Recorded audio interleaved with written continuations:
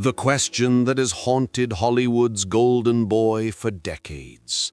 A man who has everything: fame, wealth, respect, legacy. Yet when the lights fade and the crowds disappear, he goes home alone. Leonardo DiCaprio. The name itself feels eternal, carved into the very bones of cinema. He has walked across red carpets like a king, smiled under the glow of flashbulbs, held trophies in trembling hands while millions cheered his name. His face has graced magazine covers, his charm has sold dreams, and his eyes, those same eyes that once gazed across the deck of the Titanic, have seen the world fall in love 1,000 times over. And yet, somehow, behind that perfect smile lies a silence that no award can fill. The cameras adore him, the world worships him, but no one ever asks, what happens when the cameras stop? When the lights go out in the dressing room and the echo of applause fades, what does a man like Leonardo DiCaprio see in the mirror? The world's most desired man? Or someone quietly terrified of being known too well? He's played lovers, dreamers, survivors, and saviors, but has he ever truly played himself? For more than 30 years, DiCaprio has mastered the art of illusion. Every role a mask, every film another layer between him and the truth. He has kissed the most beautiful women in the world on screen, but off-screen, he's become the symbol of eternal bachelorhood, a man frozen in time, somewhere between youth and loneliness. People joke about it now. Leo doesn't date women over 25. Memes, interviews, red carpet smirks. But behind that joke is a deeper ache, one the public refuses to see, because it's easier to laugh at someone's pattern than to understand their pain. The truth is, Leonardo DiCaprio isn't just single. He's alone, in a way that only those who have touched the top of the world can be. In Hollywood, where every smile hides a contract and every friendship has a camera angle, DiCaprio became the rarest thing of all, a man who stopped believing in the fairy tale he once sold. He has watched his friends marry, divorce, start families, grow old, while he remains suspended in the glow of ageless fame. A timeless icon, yes, but also a prisoner of his own legend. When he walks through an Oscar after-party, everyone wants a piece of him, a photo, a memory, a moment. But who wants him? The person beneath the myth. Maybe that's the tragedy, that somewhere along the way, the boy who just wanted to act became the man the whole world wanted to own.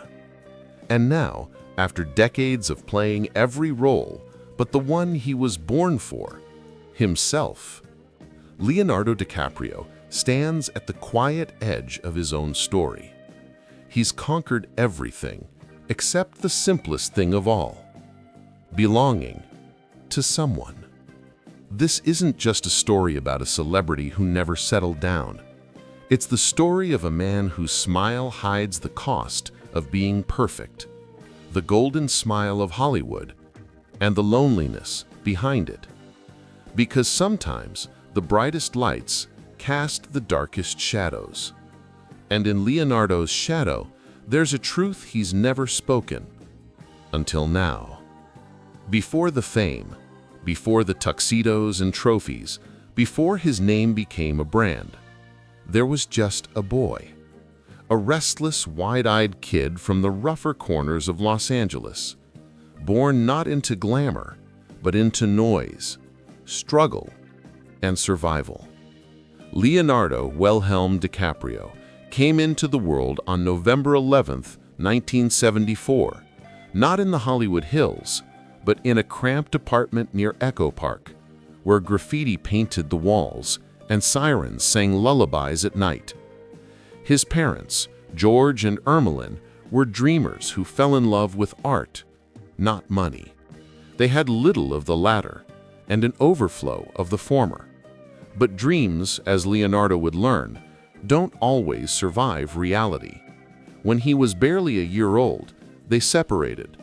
His mother worked long hours at offices just to keep food on the table, while his father, a struggling comic book distributor, drifted between jobs and ideals. And so, Leo grew up between two worlds, the bright imagination of his father's art and the hard truth of his mother's endurance. He was a child with too many questions and too few answers. Other kids learned how to fit in. Leo learned how to watch, how to study faces, imitate voices, absorb the energy in a room until it felt like he could become anyone.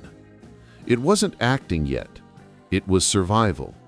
When your parents fight, when the rent is late, when you see sadness on your mother's face every morning, you learn early how to perform calmness, how to pretend everything is fine. That's how Leonardo DiCaprio's first role began, not on a stage, not in front of a camera, but at home, playing the part of a boy who wasn't afraid. He once said in an interview, "I always felt like I didn't belong anywhere. Acting gave me somewhere to be." That sense of dislocation, of floating between worlds, became the quiet heartbeat of his art. As a child, he wasn't the handsome prodigy people might imagine now. He was awkward, wild, too curious for his own good. Teachers called him hyperactive. He was rejected by several talent agents because of his unusual name. One even suggested he should change it to something more American. But Ermeline refused.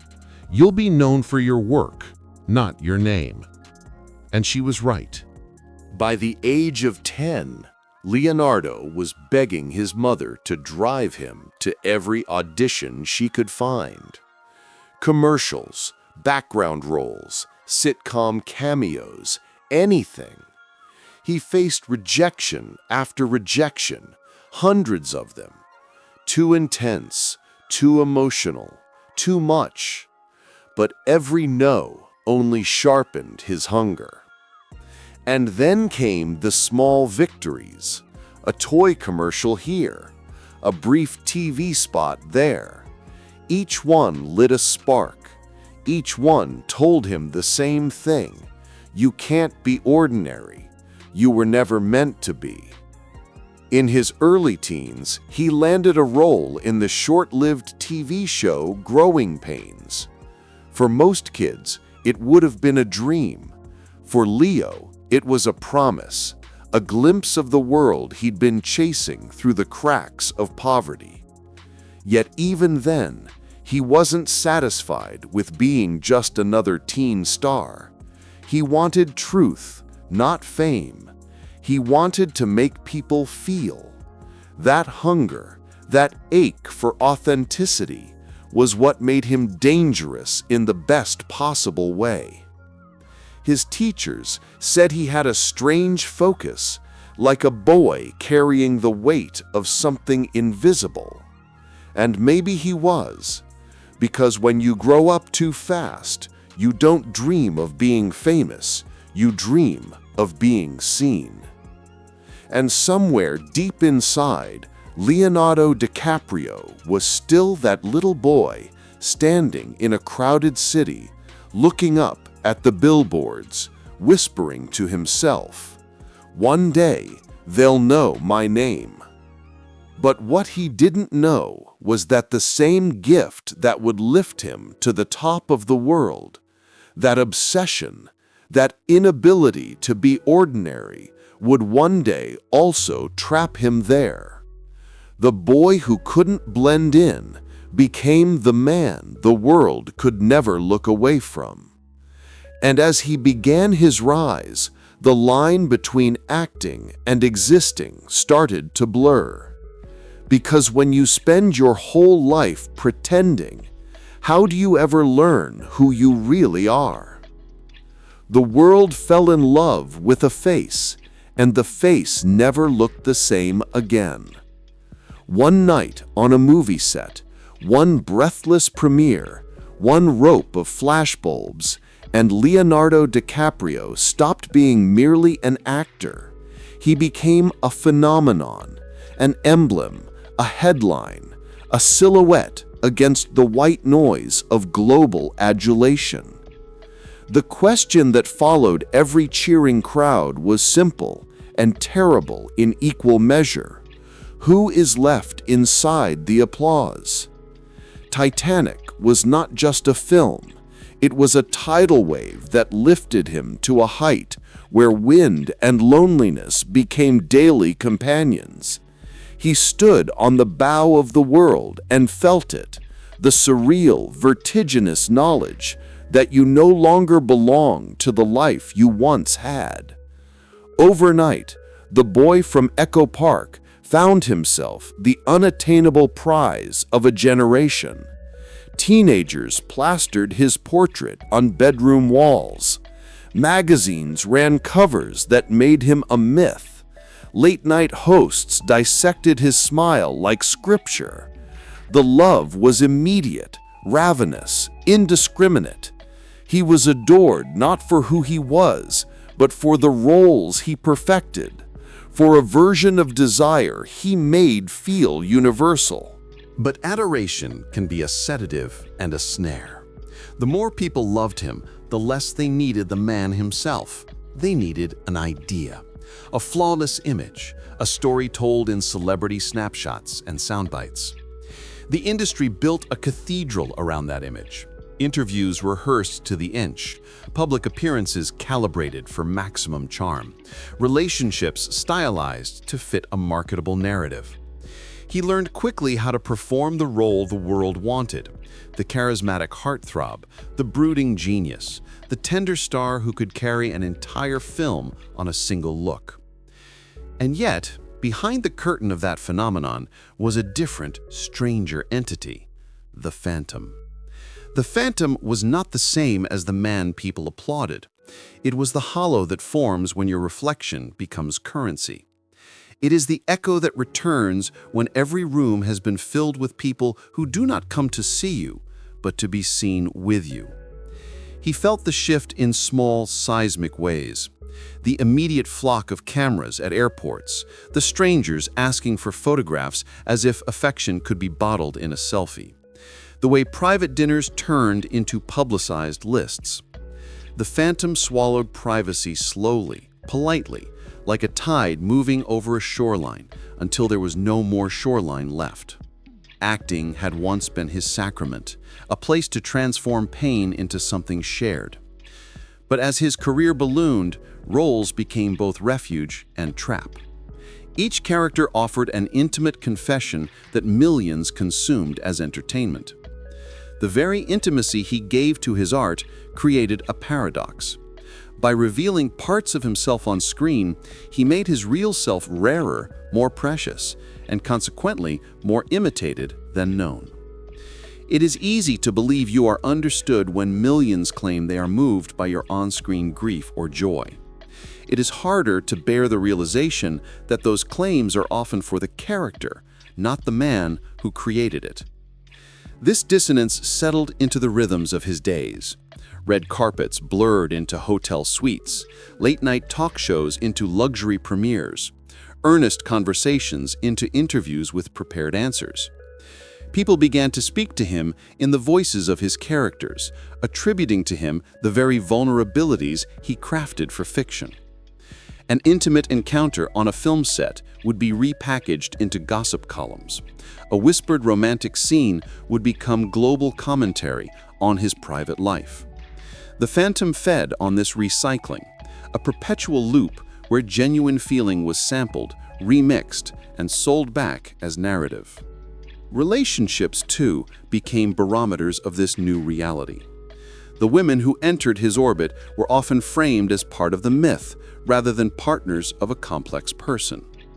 He appeared in tabloids with models and actresses, each relationship parsed into a public storyline. Yet beneath the glossy pages and the staged photographs, there was often a quiet loneliness, lovers who found themselves competing not with other people, but with a public image that demanded consistency, youth, and spectacle. The pattern, while reductive to outsiders, reflected a truth. Intimacy in the age of attention is fragile. When one partner cannot be sure whether they are loved for themselves or for the role they play in the public imagination, the foundation of any relationship trembles. Career choices only increased the separation. Directors handed him parts that required deep excavation. Men haunted by regret, by obsession, by moral rot. He dove into these parts with devotion, seeking truths in their edges. Yet every honest excavation yielded footage that augmented the myth, another layer of the mask he wore in public. Critics lauded his fearlessness.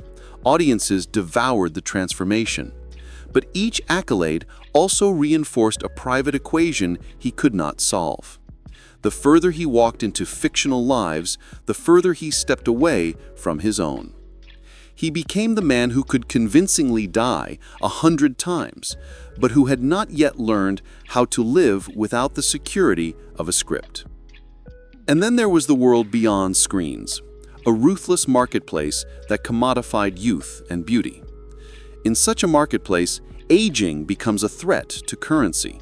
So patterns emerge, companions chosen for their capacity to amplify an image rather than grow with a person. The media spun theories, some cruel, some speculative, about why he remained unattached in the long term. Yet none of those blunt instruments caught the true complexity of the man inside the phantom's shadow. He had cultivated standards not out of arrogance, but out of self-preservation. Perhaps a fear of repeating cycles witnessed in his parents' fractured union. Perhaps a desire to never hand over the part of himself that could still be private. There is a tenderness in his choices that is often invisible. The care with which he chooses collaborators, the intensity with which he prepares for roles, the loyalty he shows to causes he believes in. He is an activist, a protector of fragile ecosystems, a man whose public persona belies a private conscience. But these virtues are not explanatory of his solitude. They are counterpoints to it. They illuminate that his detachment is not a failure of the heart, but a complicated response to the way the world demands pieces of him in exchange for adoration. So the phenomenon grew, and the phantom shadowed every triumph. The man who once escaped into characters to be found now risked being lost in the very myth he had helped create. And as he navigated films, festivals, and fervor, the same question echoed like a refrain. Can the person who has become a symbol ever be loved simply as a person? Or does the wheat of myth crush the fragile mechanics of intimacy?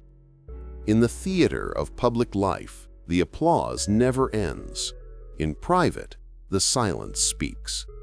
Leonardo DiCaprio reached the apex of adulation and discovered, as many do, that the summit can be deceptive.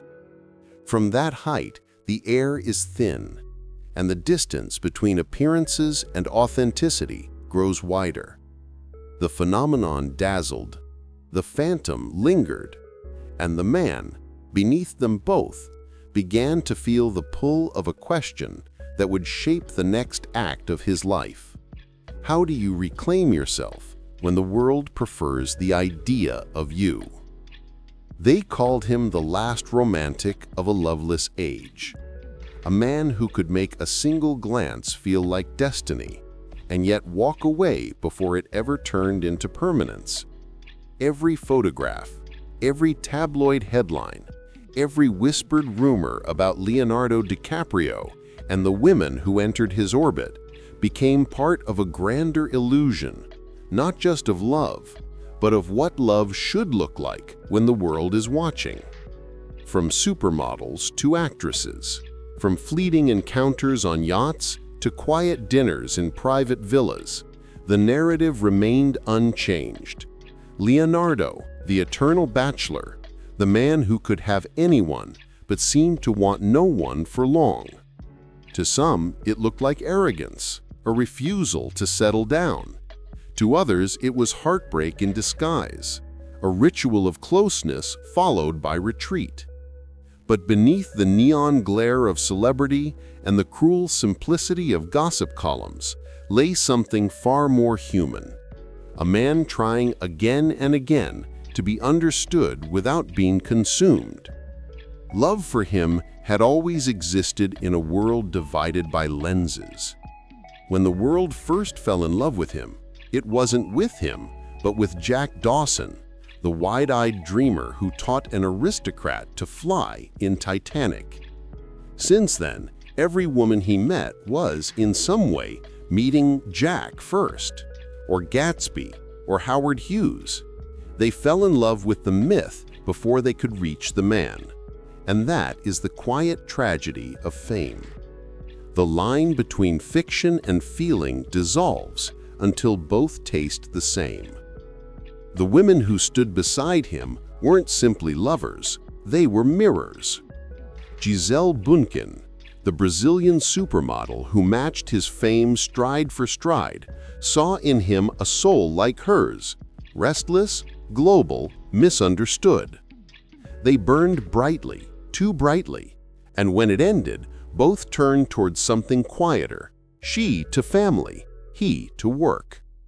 Then came Bar Raffaelli, whose gentleness and grounded spirit offered the calm he had long craved. For a time, it seemed he had found balance. But in the end, fame disrupted the fragile rhythm once more. Schedules, cameras, expectations. He drifted back to the one thing that never betrayed him, his craft.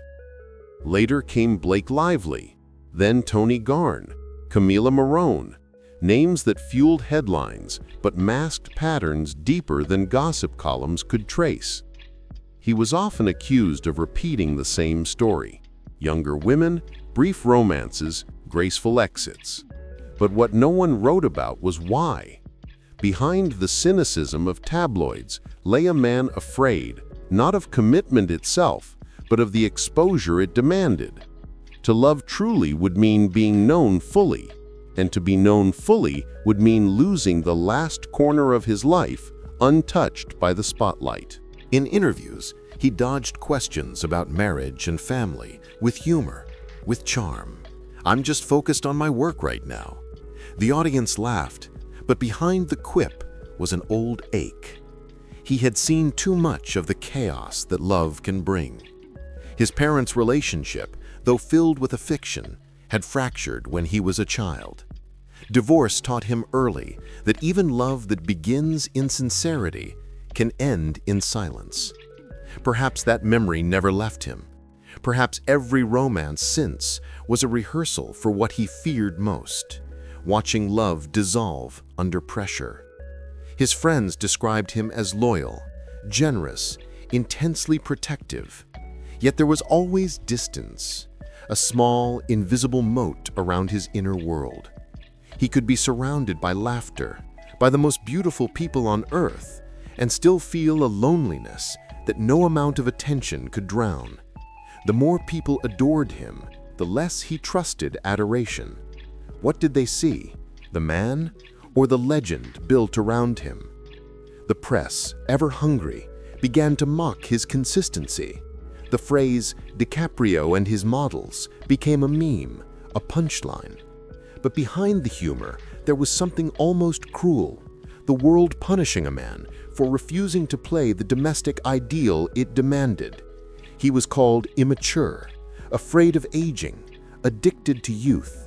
Yet what if the truth was simpler? That he had found a strange kind of safety in impermanence. To love briefly was to love without losing himself. To keep moving was to stay free. Still, freedom carries its own form of emptiness. There were nights, rare, unguarded, when he was seen sitting alone at events, staring past the noise, as if searching for something he once had and lost. In friends' testimonies, he often spoke about peace, about needing to protect his sanity in a world that feeds on chaos.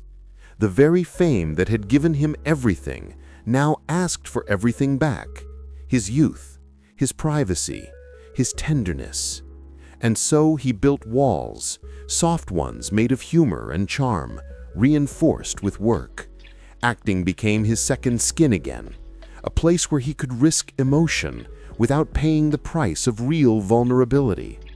In The Great Gatsby, when he whispered, "Can't repeat the past? Why, of course you can," audiences swooned.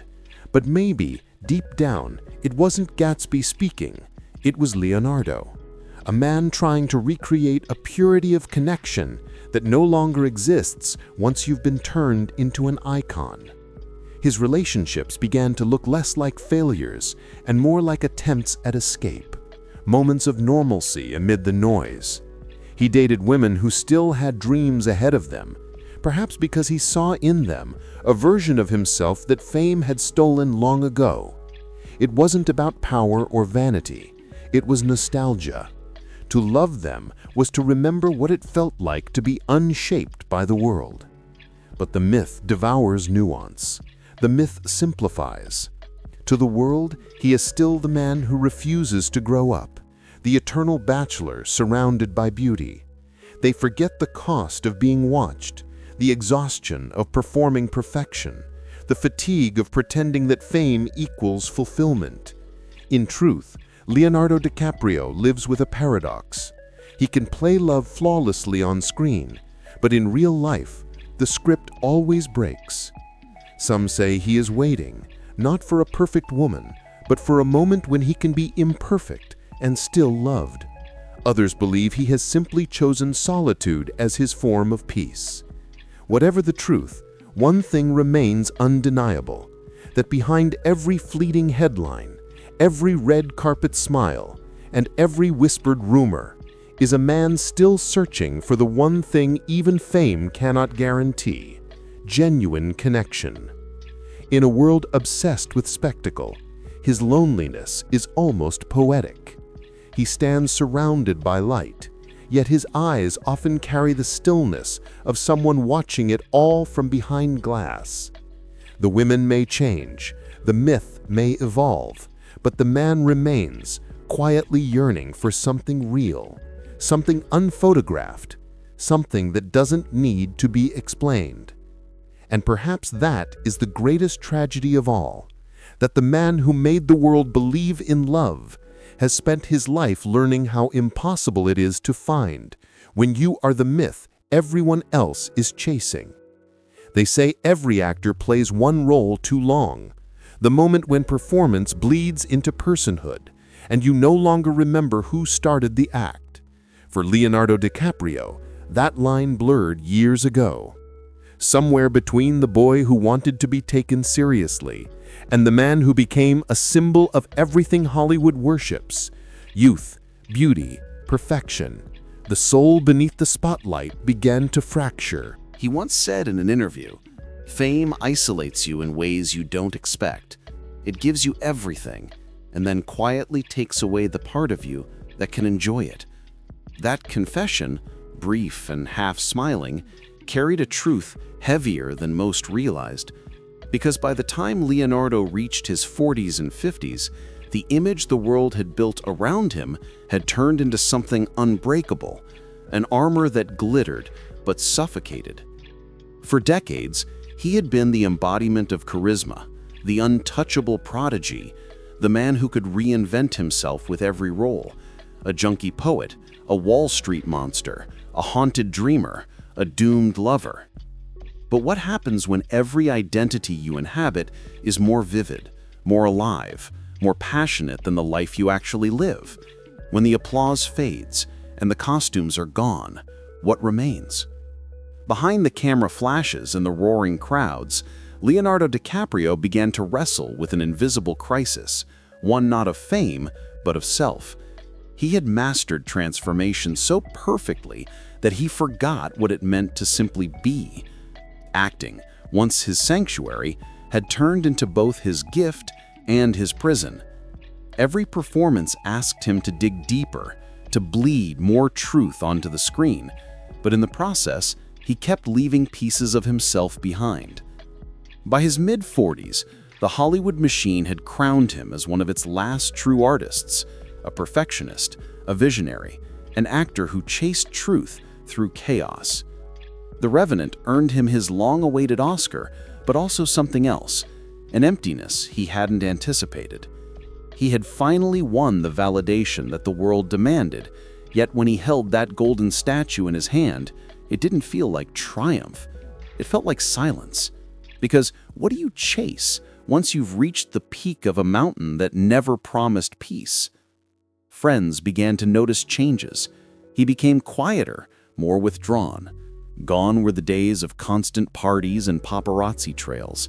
He started disappearing to remote locations, the Galapagos Islands, the icy plains of Greenland, always searching for stillness, for meaning beyond the noise. He spoke less about fame and more about the planet, about survival, about time running out. Environmental activism became not just a cause, but a mirror for his own fears, that everything beautiful, including youth, including purpose, is slipping away faster than we can save it.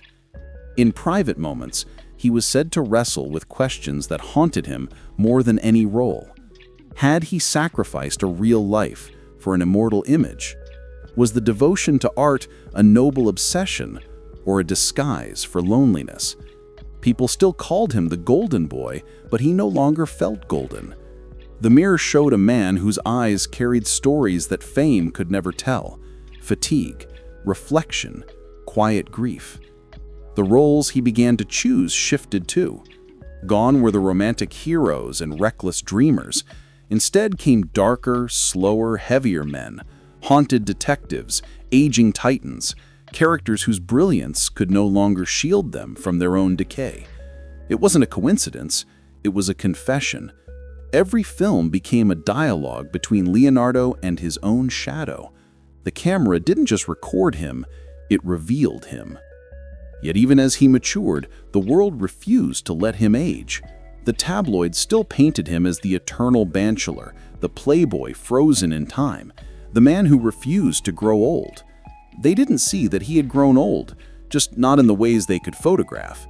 Inside, he was a man carrying the ghosts of all the versions of himself the world had demanded: the prodigy, the sex symbol, the artist, the activist, the myth, and beneath them all, the child who just wanted to be enough. The tragedy of Leonardo's story isn't that he played too many roles. It's that he played them so perfectly that the world forgot he was acting. His smile became legend, his eyes a brand. Even his silences became performance. And somewhere in that relentless expectation, the real Leonardo learned to disappear quietly, not out of arrogance, but out of exhaustion. Because to remain visible at his level means to never rest, to never falter, to never fail. And failure in Hollywood is treated like death. So he chose distance, meditation over parties, conservation work over interviews, the sea over the stage. To the world, it looked like retreat, but to him, it was rebirth, a way to remember what it felt like to live for something that wasn't applause.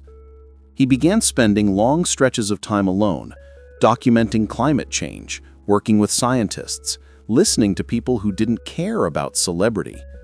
In those moments, he wasn't Leonardo DiCaprio, the icon.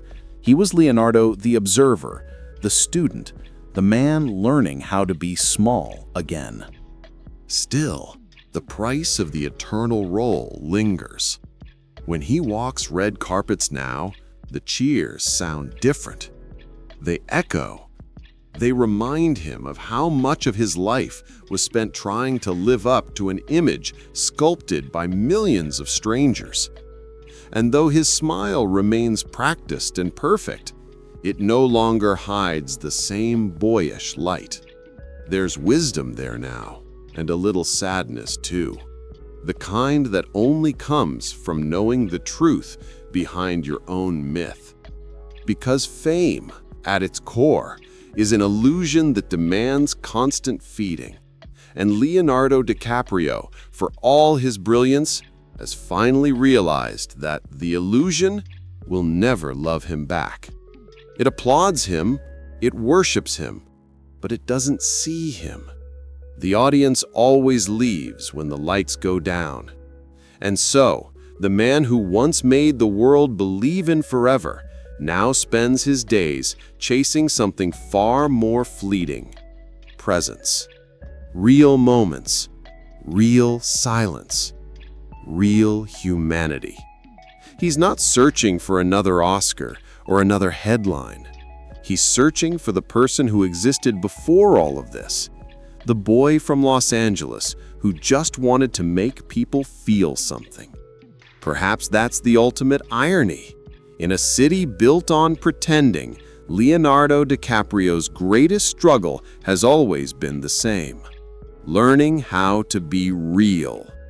They say the loudest sound in an actor's life isn't the ovation, it's the silence that comes after. When the curtain falls, the lights dim, and the last camera flash fades into nothing, that's when the truth finally speaks. For Leonardo DiCaprio, that silence has become both a companion and a question. There was a time when applause was everything: the thunder of admiration, the flashing lights, the endless affirmation that he mattered. For decades, that sound was his heartbeat, proof that the sacrifice was worth it. Every sleepless night, every lost relationship, every wound hidden behind a smile. Applause meant purpose. But now, standing on the other side of a life most people only dream of, Leonardo has discovered something unsettling. The applause doesn't last. It never does. When the crowds disperse and the interviews stop, what remains is the echo, faint, haunting, beautiful, and empty. The silence after the applause is where the mask falls, where the myth exhales, and the man finally breathes. In that stillness, DiCaprio has found something Hollywood could never offer him: the truth of who he is when no one is watching. He no longer needs to chase the next performance or prove his worth through another masterpiece. For the first time, he seems to be listening, not to directors or critics, but to the quiet pulse of his own soul. He's often seen now in the calmest of places, drifting across blue oceans, walking through unspoiled forests, standing at the edge of glaciers, as if staring into the soul of the earth itself. Those who know him say he's changed. His laughter is softer, his eyes slower, his words more deliberate. The man who once thrived in the chaos of film sets now seems to worship stillness, maybe because he finally understands how rare it is. You see, fame is a kind of noise, constant, addictive, and deceitful. It makes you mistake recognition for love and applause for understanding. But silence doesn't lie. It doesn't flatter. It simply reveals. It tells you whether you can stand alone, without the music of validation, without the echo of your own legend. And for DiCaprio, learning to love that silence has been the greatest role of all, not performed, but lived. He's spoken in recent years about time, how quickly it moves, how much it takes, how little it gives back. There's a maturity now in his voice, a gravity that wasn't there before. He knows the curtain of youth has fallen. The boy who ran through the streets of Los Angeles with a dream in his pocket has become a man who understands that even dreams age. And that's the quiet tragedy behind every Hollywood icon. You outlive your myth, but you never escape it. For Leonardo, the silence has become a kind of grace, a sacred space where he can finally hear himself think. No more pretending, no more characters, No more endless reinventions. Just a man sitting with the consequences of a life lived in the brightest possible light. The fame that once felt eternal now feels fragile, fleeting, and strangely unnecessary. He said to friends, "I used to think my legacy would be in the films. Now I think it's in what I leave behind when I stop speaking."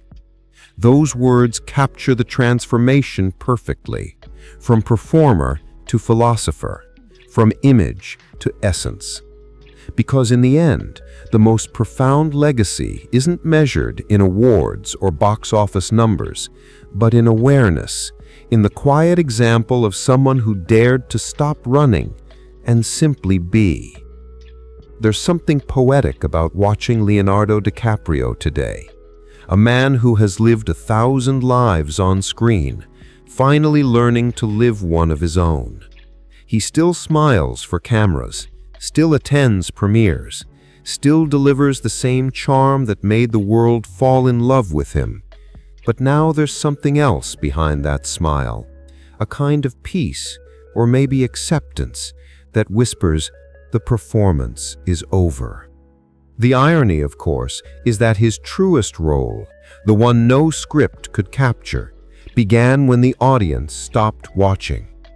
In the silence after the applause, DiCaprio found what the world's noise had stolen, himself. And perhaps that's what his story was always leading to.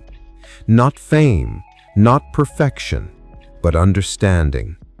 Understanding that no applause, no love, no success will ever mean more than the quiet you make peace with at the end of it all.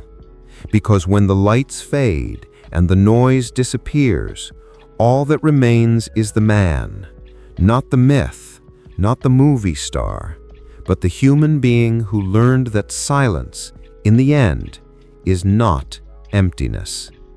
It's freedom.